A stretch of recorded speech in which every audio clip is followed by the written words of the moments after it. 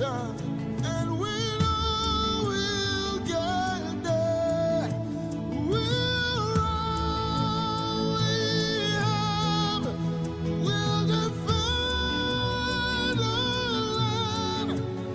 We believe in Nigeria and the promise she holds, and that one day we'll shine like the sun.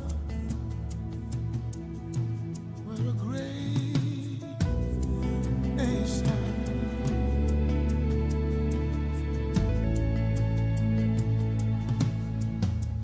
Though we are many people, different tribes, different tongues, we're united in our strength and resolve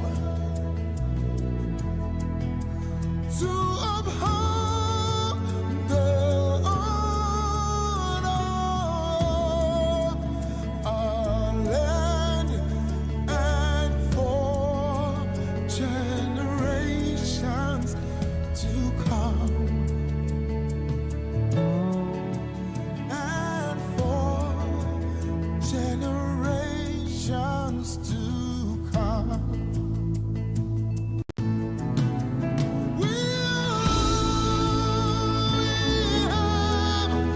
We'll defend. You are listening to Lagoon Radio. Yes, you're listening to Lagoon Radio. Good morning and welcome to the program, State of the Nation, our political program on Lagoon Radio, your number one online gospel radio in Nigeria and official radio of the Anglican Diocese of Lagos. I am Anosike Chimezie, your regular host on the program. It's at 5 minutes gone past the hour of 10. And today, the 18th day of November, 2021. Yes, looking at it, the year is almost done, but a lot has happened in the year, electorally, politically, and the rest of them. And last week, we promised you that our guest will be returning for, do we call it a showdown? Yes, but now in a more elaborate way. And this morning, we are looking at the electoral bill and lessons from Anambra State, Anambra governorship election. Remember to enjoy this program. All you have to do is to download our app on Google Play Store and Apple Store. You can also follow us on our social media. The election, it's like a lot of lessons has been learned from that election in Anambra State. But before we come to that, now there is a major problem in the electoral system. That is the electoral bill. It has caused a lot of controversy. It has divided the senators. It has divided the governors. In fact, the core politicians in Nigeria, this electoral bill has divided. What is it in this electoral bill that is causing this chaos in our political system? Okay, let's start by saying this. I need every one of us, every citizen of Nigeria to first realize a major fact. And that is the fact that politicians are always selfish. They are always selfish.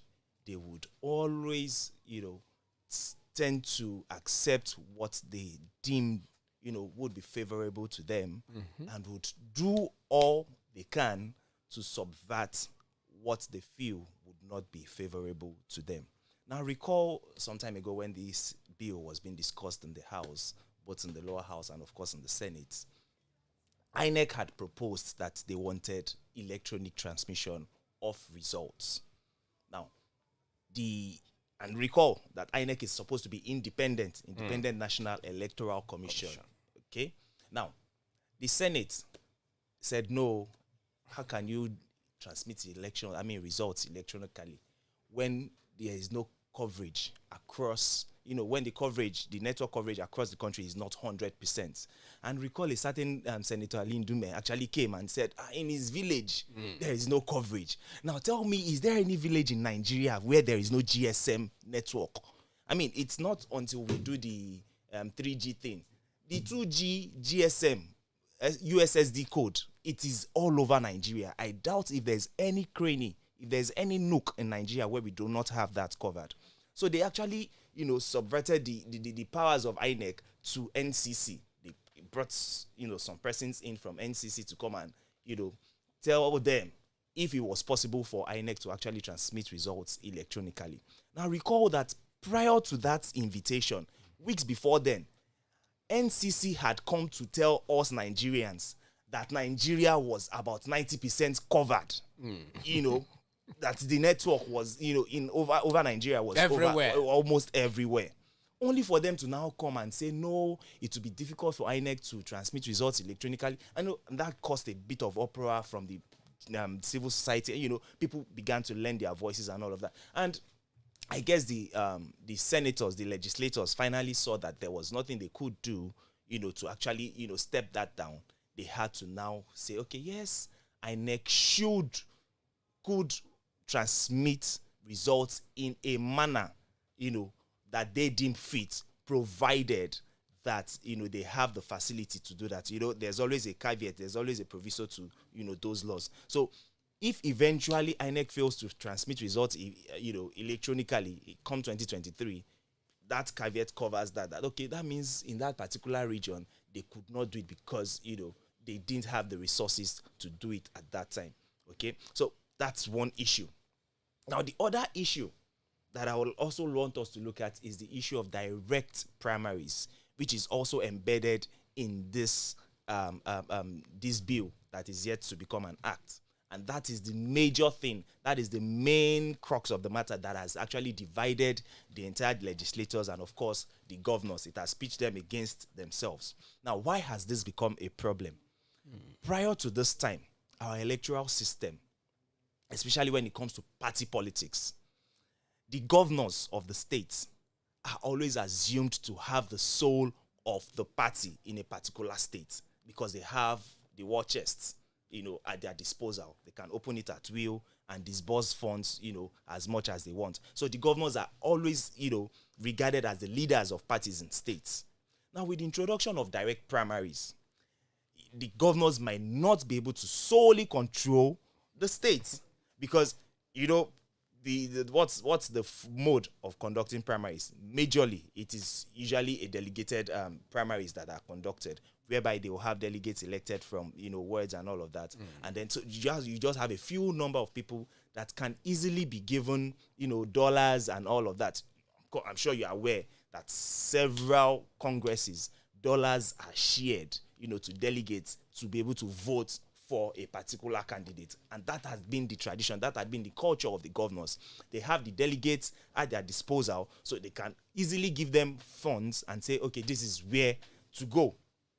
But with the introduction of this direct primaries, means you have more people to take care of. Okay? Means we have more people to try to induce with your funds so that they can actually go a particular way that you want them to go. But we need to say this also. Are our political parties, are they developed? Are they matured? Do they have the kind of machinery? Do they have the kind of logistics to actually, conduct direct primaries? Now, before I digress, before I move away from the governor's issue, with the delegates in the pockets of the governors see, going to the Senate as their retirement plan. So once they bring in someone from the Senate, from the Senate to come and take over from them, they can quickly conduct the primaries and then they go back to the Senate and become a senator and, retire there and all of that. So, and that had been the tradition. But with these direct primaries, it might not be easy for them to, actually be able to get those senatorial tickets and, be able to, toss the party around the way they wish. But like I said, do they have the strength? Do they have the capacity? Do they have the logistics to be able to conduct, direct primaries? Now, let's understand what direct primaries means. Mm-hmm. What is direct primaries? Direct primaries, I would say, is a mini election in itself. Okay. It is actually a mini election in itself. So, more often than not, the reflection of, the outcome of a direct primary should be able to inform the reflection of a general election. Whichever angle a direct primary goes, because it is assumed that every member of the party in a particular region or in a particular locality actually participated in, electing the candidate. Okay?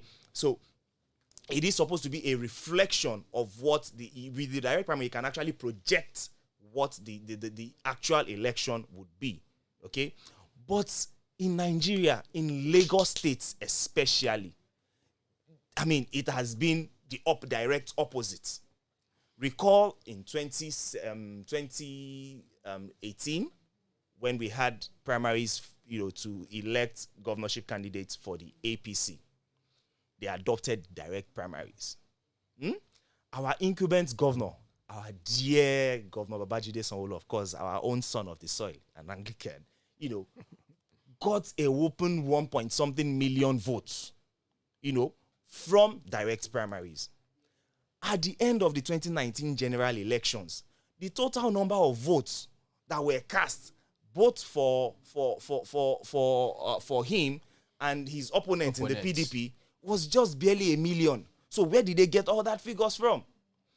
The same was, said of President Muhammadu Buhari, whom they said Lagos gave him about 1.5 million votes. At the end of the day, during elections, the general elections, he barely scored about 300,000 votes or thereabouts, during the 2019 general elections. So the direct primaries are not always properly conducted.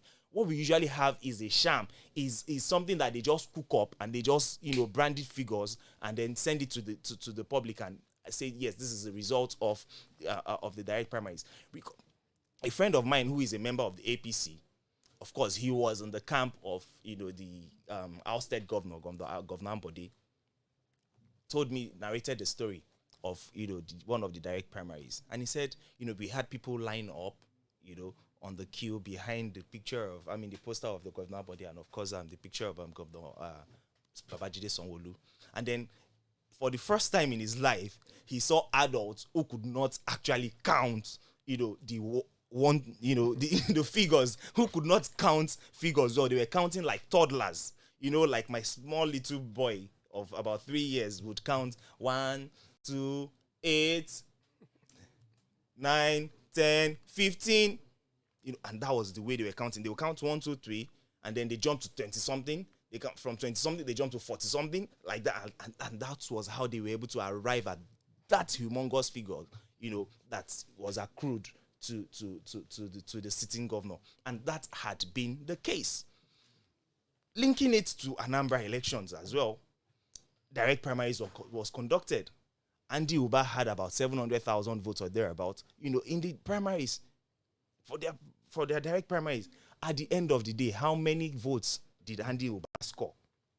Let me quote what he scored. 40-something thousand. APC, party APC, where are you? Yeah.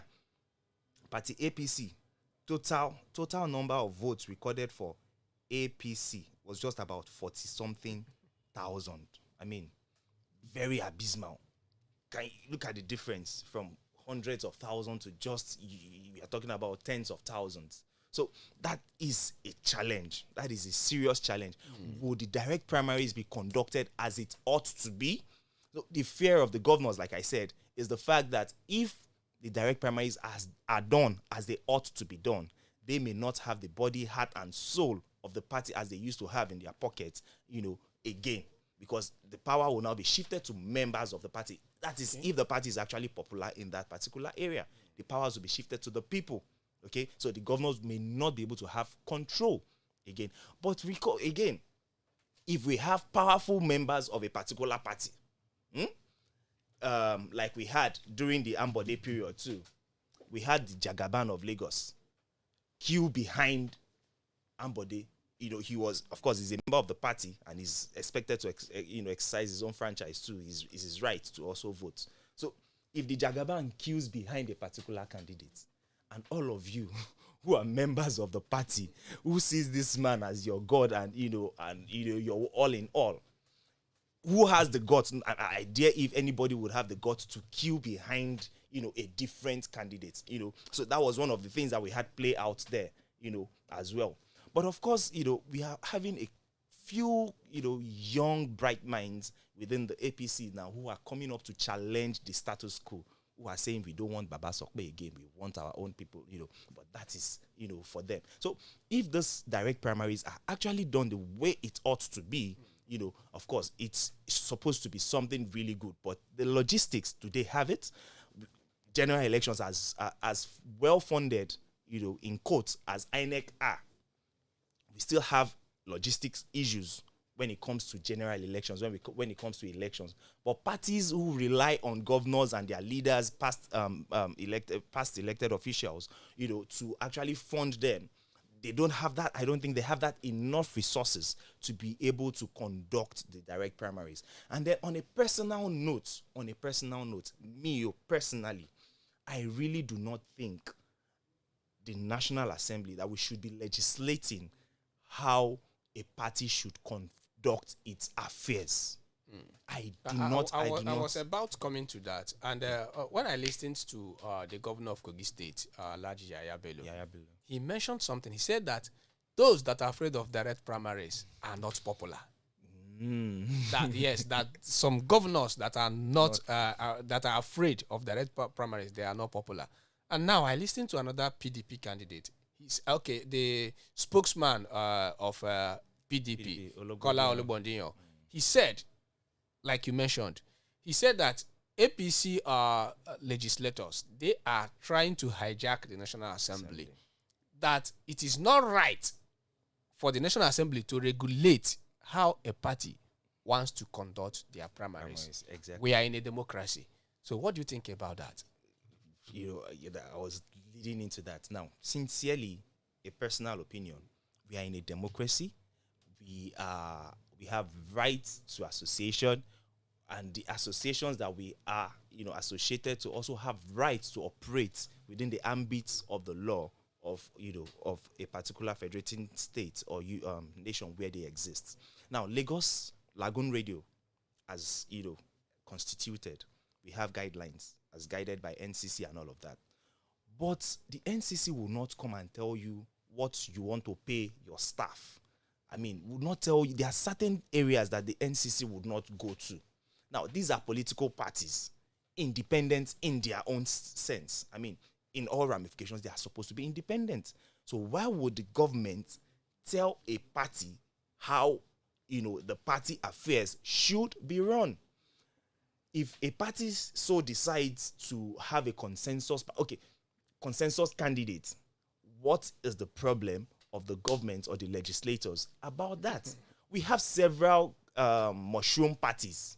My late dad would always call things like that, mushroom party, mushroom churches and all of that. So we have several mushroom parties that do not even have serious existence in a particular ward. Now, would you tell such a party to begin to conduct primaries around, the country? We have parties that are just made up a particular person and just members of his family.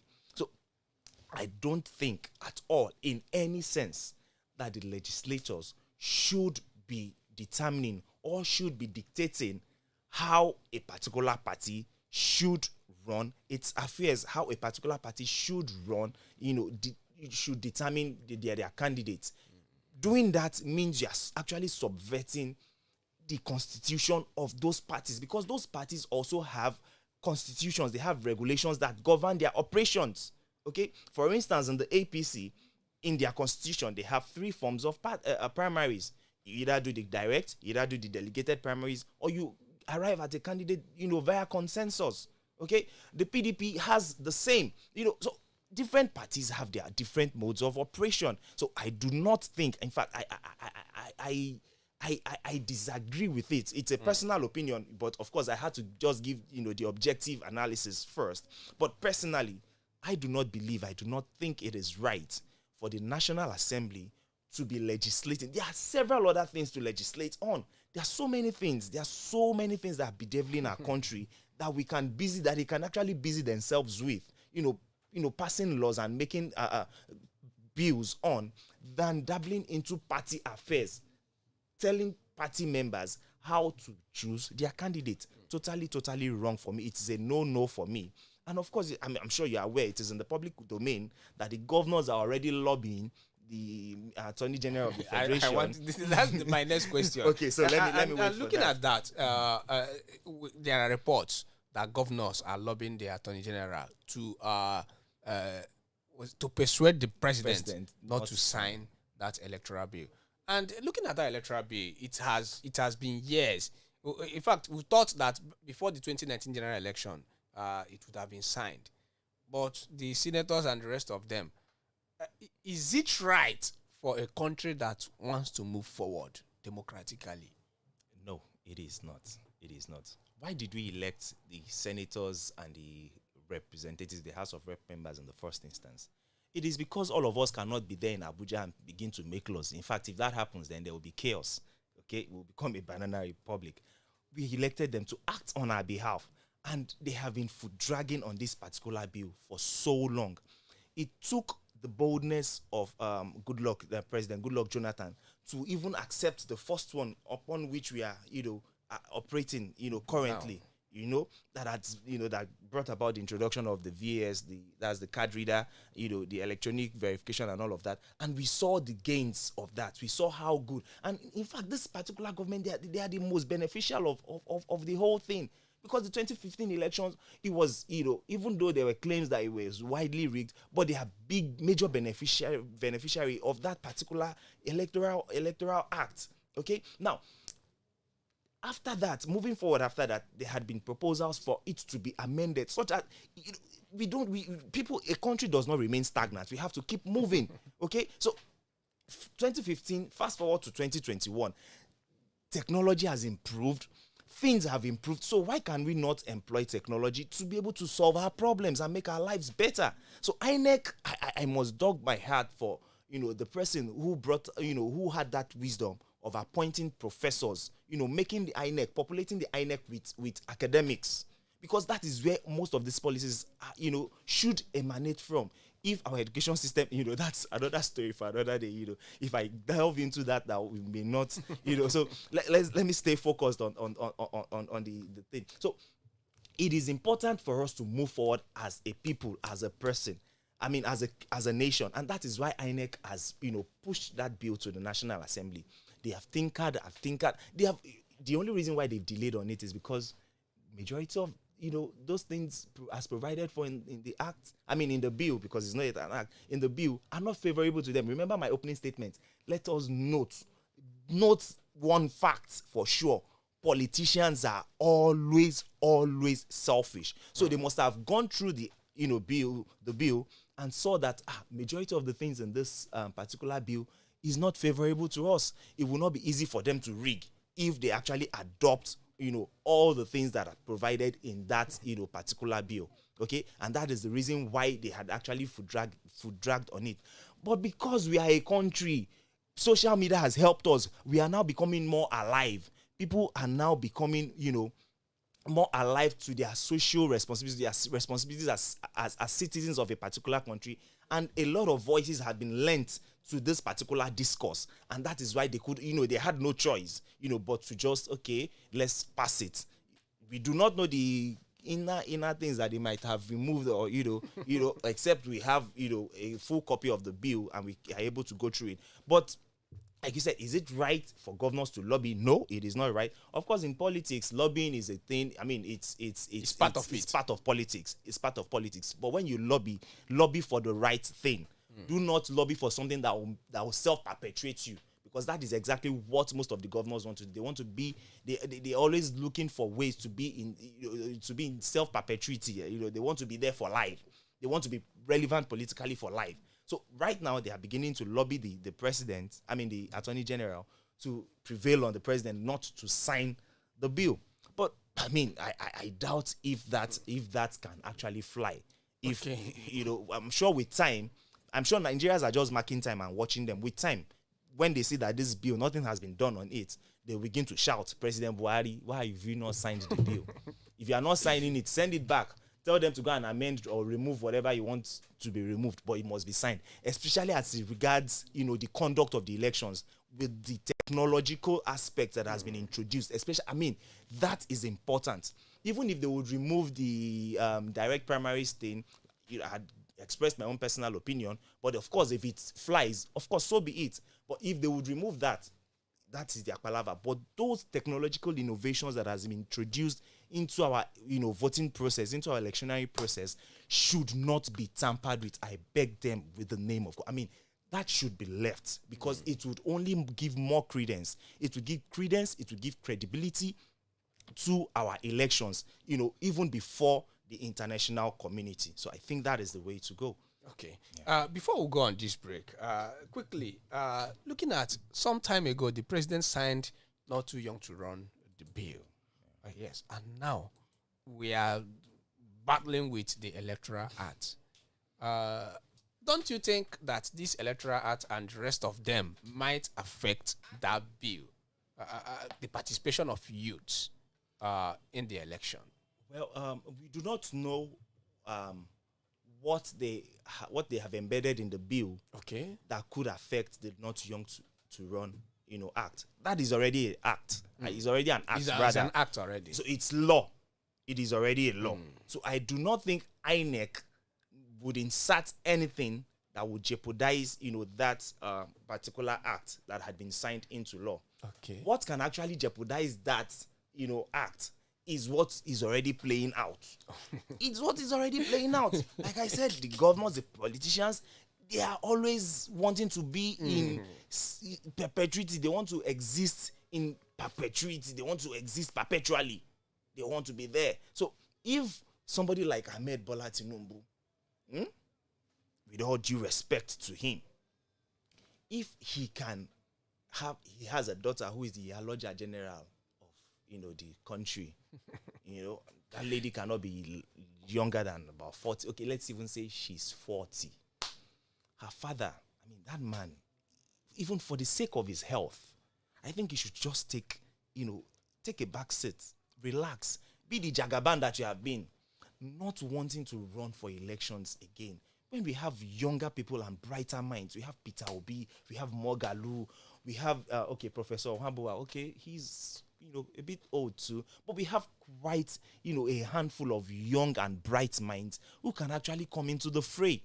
But the older ones, they have continued to stifle or to suppress the ambitions of these young people. So that is the only thing I feel that can actually, subvert or hinder the Not Too Young to Run bill. And of course, it's already doing it. How many young persons do we have around, in the political space? How many young persons? We have them, trying to recycle themselves over and over and over again. And then if they now see that, I think the outcry is too much, they'll go and bring one of their sons or one of their cousins who probably has nothing upstairs, and then just throw the person into the fray. Recall, Lai Mohammed's son is a member of the Lagos State House of Assembly. Folarin. A governor appointed his son yesterday. Yeah! Aketi. Okay. Yeah, so you can see what we are saying. So they always want to recycle themselves. They just want to be around the corridors of power in perpetuity. They just want to be there. It would only take the grace of God, for an outsider to break into their cause, to break into that cycle and then excel. It is always very, very difficult because they would always want to perpetuate themselves. Like I keep saying, they perpetuate themselves. If it's not them, it is their son. If it is not their son, it is their cousin. You can imagine Governor Rotimi Akeredolu, as much as I respect him, of course, he has said certain things, stood up to Tinubu, stood up to certain powers that be. But appointing a son, has it become, what's the word now? Has it become a monarchy thing? Are we now operating a monarchy system in Nigeria? Okorocha did it and we all shouted. We never knew he was still coming down west. Because, of course, the Westerners are a bit, educated, and I never thought that, such a thing would happen. You appoint your own son in your own cabinet. Don't we have other people who are capable He's in qualified. the states? Son He's is qualified for it. No, yeah, he's qualified. Okay, if you're listening to us, we are talking about the electoral bill and the lessons from Anambra election, and you've been listening to Solomon Otekbayo. Yeah, it's been very interacting and eye-opening. We'll go on this short break. When we'll come back, the second part of the discussion will focus on the lessons learned, the gains of the Anambra election. Remember, it's still state of the nation, and we'll be right back. You are listening to Lagoon Radio.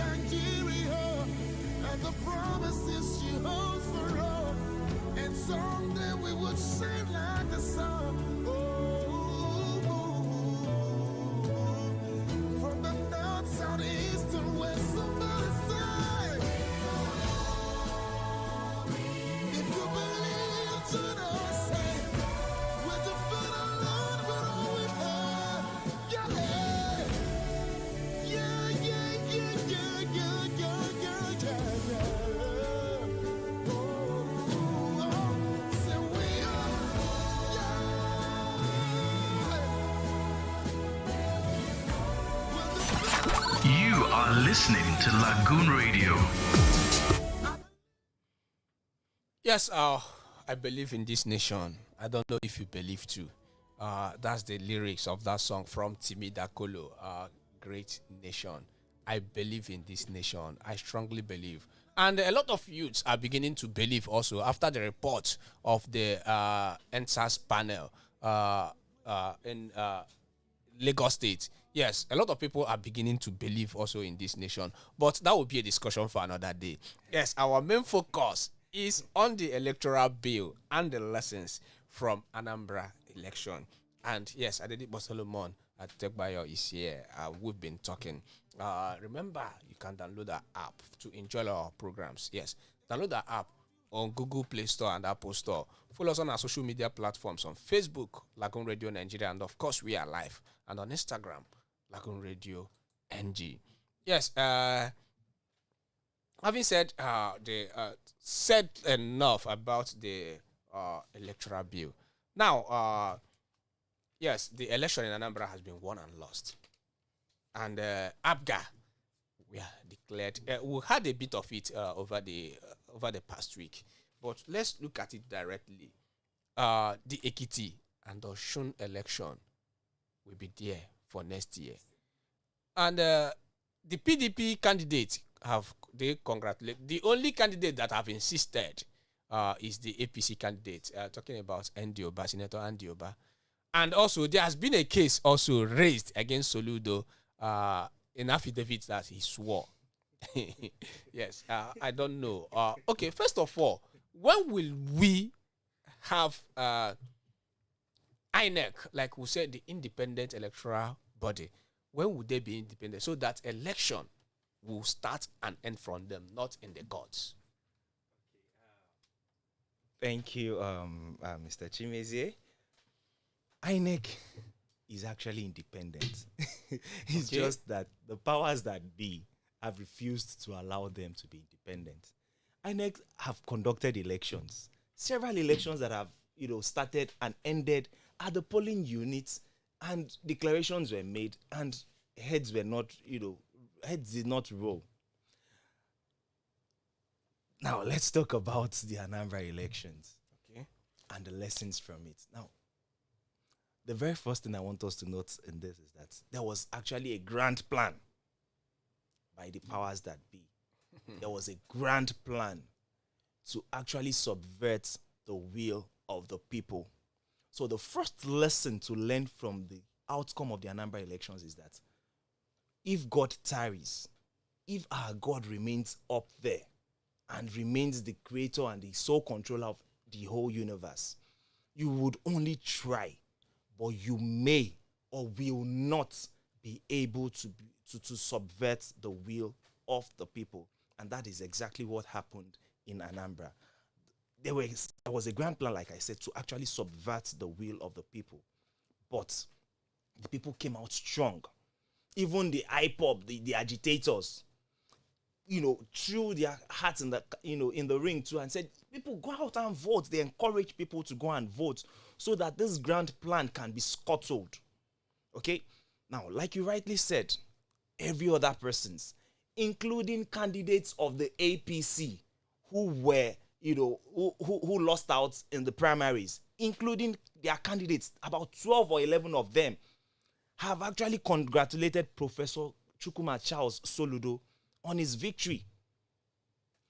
The only person that has refused to congratulate the winner is Andy Uba, and that is because he believed so much in the grand plan, and he still believes the grand plan can still be played out. Okay. Now, the grand plan was it's something similar to what happened in Imo. Okay. Now, somebody had taunted the APC. I was listening to an interview in another radio station, and we had the publicity secretary of the APC and I think the chairman of ABGA of Anambra State. Okay, so somebody had the APC person was saying, the presenter said, the result of elections shows that your party is largely unpopular. You could not even win a particular local government out of the 21. Professor Charles Soludo won, 19.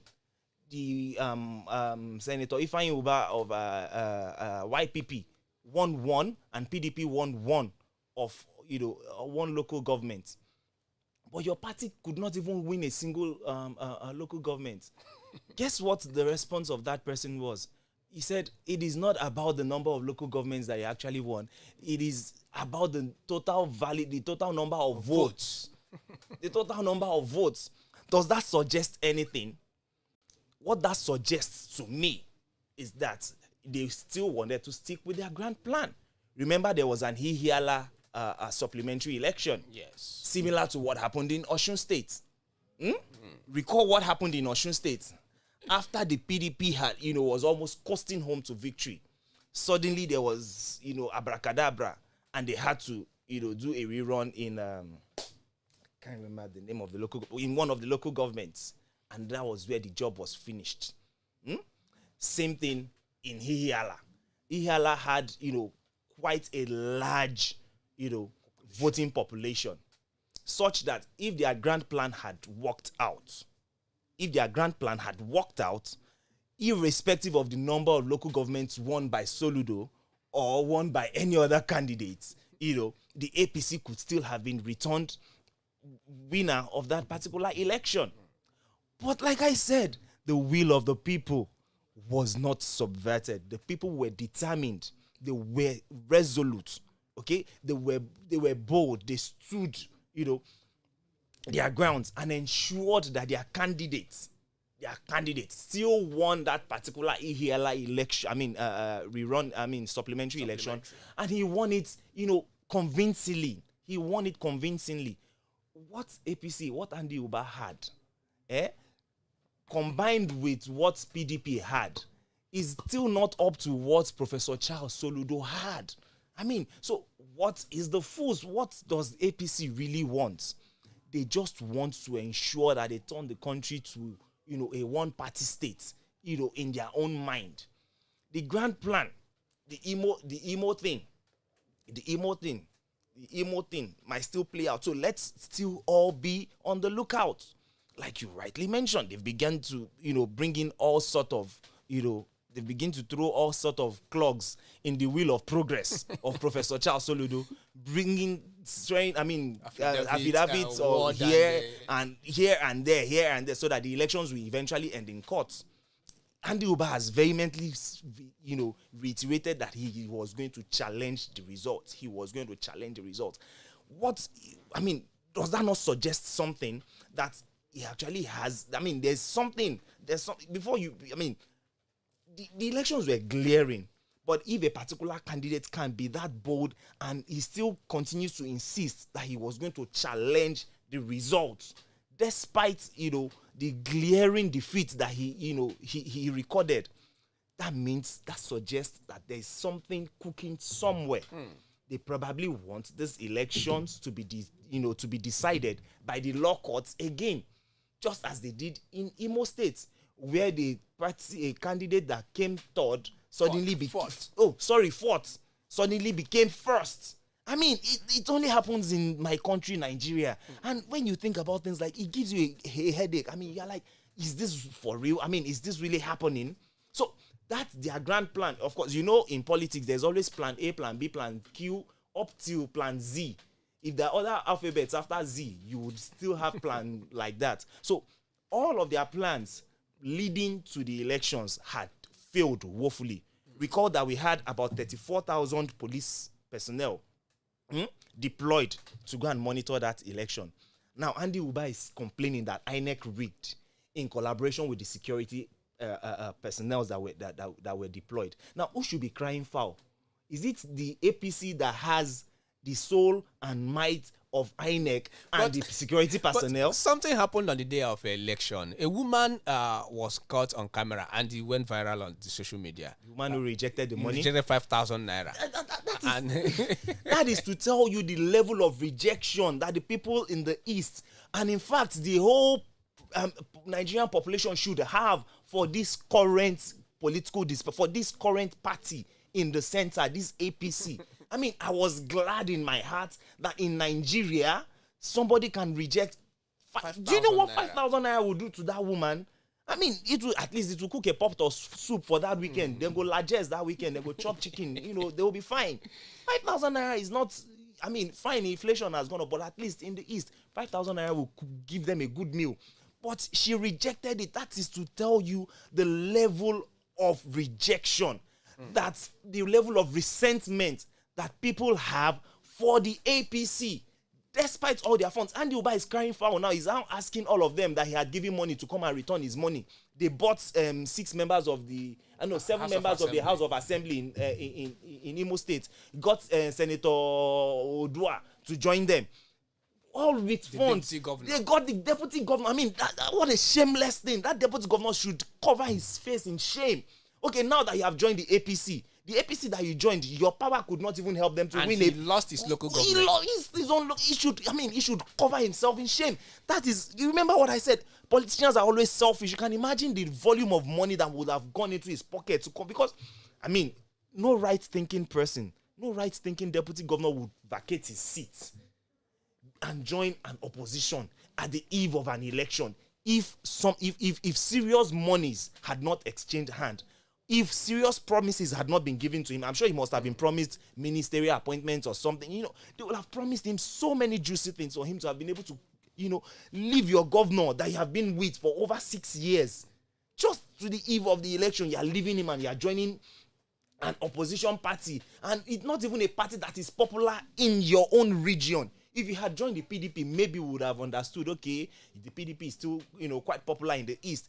But you are joining a totally alien party to your. I'm a Westerner, but we must analyze objectively and say the truth. You know, the APC is very alien to the east. They are just trying to, muscle their way with either by crook or by hook to ensure that they, instill themselves over there in the east. So Andy Uba is only crying foul. He's only crying foul, and I hope and pray that this is their grand plan.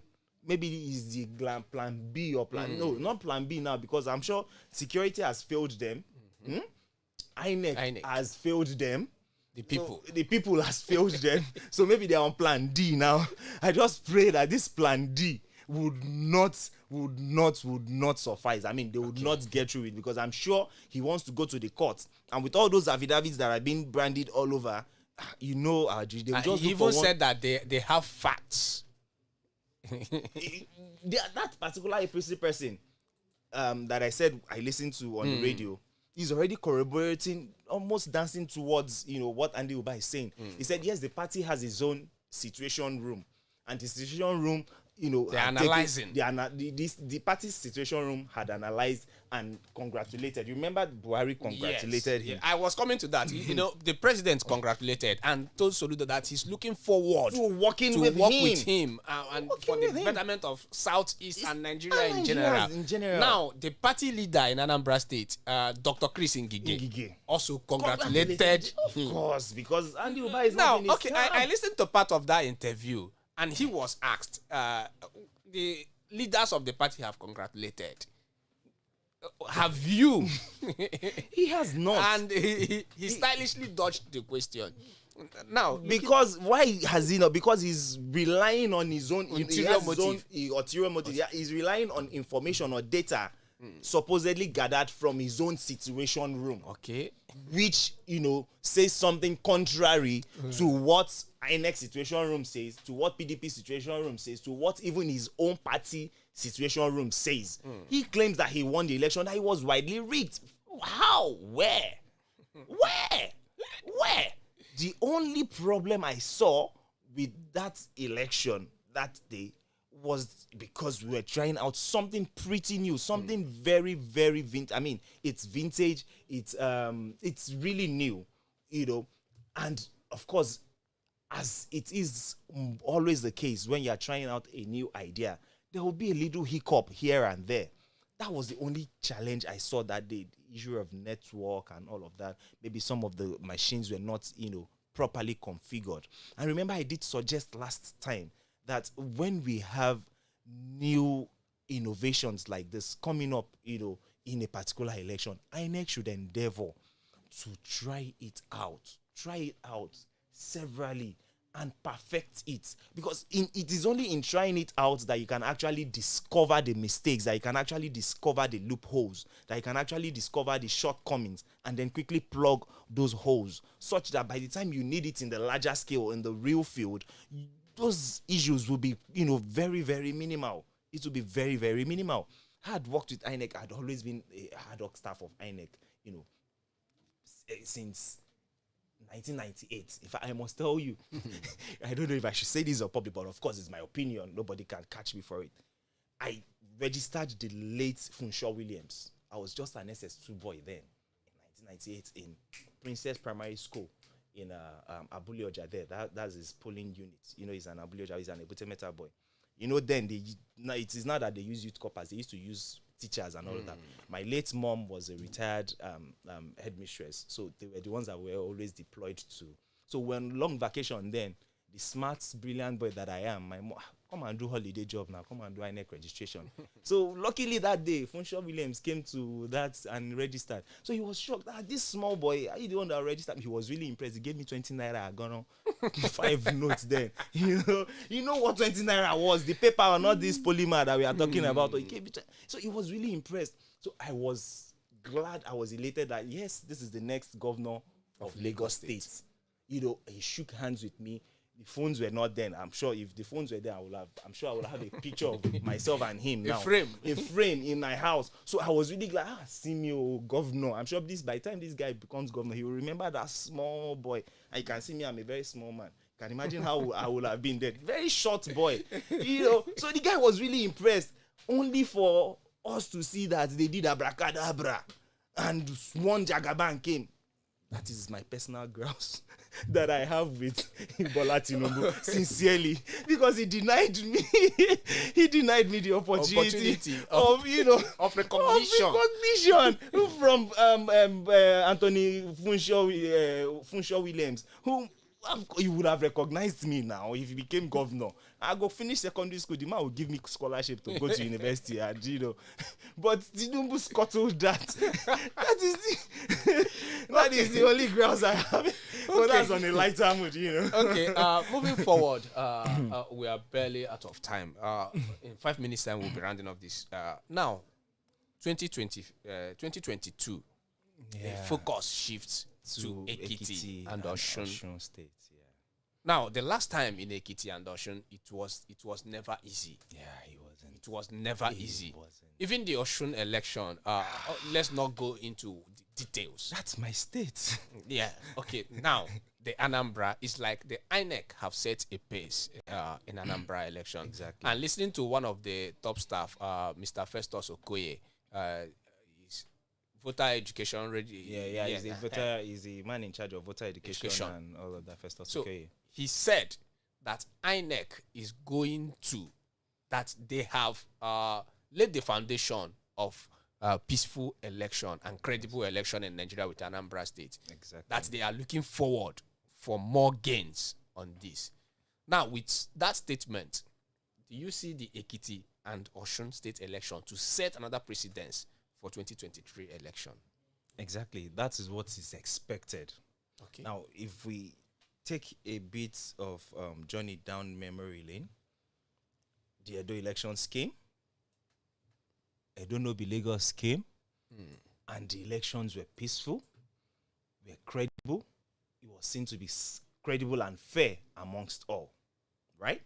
And the people made their choice in Godwin Obaseki, right?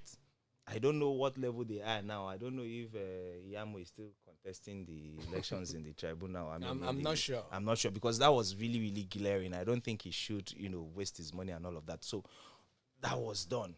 Now, we have come to Anambra election. It is a huge improvement on what we had in Edo State. A huge improvement, because now they had the beavers, a machine that could recognize your face. It would also capture your biometrics. So it would be very difficult for anyone at all, to come and vote without, having the proper card. What the card reader that used to be used, the last 2019 elections, I was a registration area technical assistant for a particular registration area. So usually what happens, what the card reader does is to first authenticate your card, that the card is actually produced by INEC. Okay? Now, once the card is produced, once the card reader recognizes that, yes, this is an INEC card, the next thing is to get your biometrics. Okay? And be sure that the person who is presenting this card is actually the owner of the card before you can proceed to vote. But there were incident forms at that point, such that, because politicians now, they always bring up, this one a bricklayer or cement don't chop in fingerprint. It cannot, the card reader cannot read his fingerprint again. So in cases like that, INEC provides for you to use incident forms. So in my area, I got a lot of calls. The card reader is not reading this. I'm like, no, we configured these machines now. It shouldn't be this bad.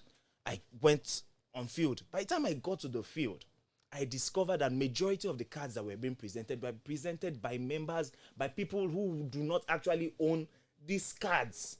They buy cards from INEC officials, compromised INEC officials. They buy sacks and sacks of it. So on election day, they just distribute it. Go and vote, go and vote, go and vote, go and vote. So the first person I tried, okay, yes, is our card. Yeah, put your finger now. He couldn't read. Put your finger again. He couldn't read. And I looked at this person's finger. This man, a very young man. There's no how that old age could have, cleaned off your fingerprints. Then I said, okay, let me take a step further. What's your name? He couldn't even say his name properly. Okay, forget. Okay, maybe you can't say your name. But okay, so how old are you?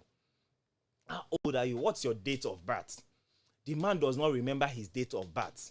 Okay, now you don't remember your date of birth. No wahala, because we know some persons who do not remember that. But at the point of registration, whoever, they are so educated, those who register them, they are so educated that somebody who does not know, give them a date of birth and let them know that they will ask you, like, how old do you think you are? Okay, 20. Calculate 20 back. So how old do you think you are?